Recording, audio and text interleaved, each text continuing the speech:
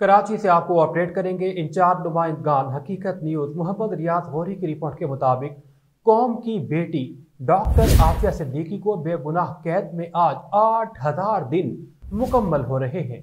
इस मौका पर डॉक्टर आफिया की गुलशन इकबाल कराची में वाक़ रिहाइशगाह पर 8000 उम्मीद के दिए रोशन किए जाएंगे। इस हवाले से डॉक्टर फौजिया सिद्दीकी की रिहाइशगाह पर अहम इजलास का इनेकाद किया गया। आफिया मूवमेंट कराची के रहनुमाओं और रजाकारों ने शिरकत की। शुरका से गुफ्तगू करते हुए डॉक्टर फौजिया सिद्दीकी ने कहा, मासूम बेटी डॉक्टर आफिया की रिहाई उम्मत पर फर्ज हो चुकी और कर्ज भी। इन 8000 दिनों को आम दिनों पर कयास न किया जाए। इस दौरान डॉक्टर आफिया को कैदी की हैसियत से बैनुल अक़वामी कवानीन के मुताबिक सहूलियात और हुकूक हासिल नहीं थे।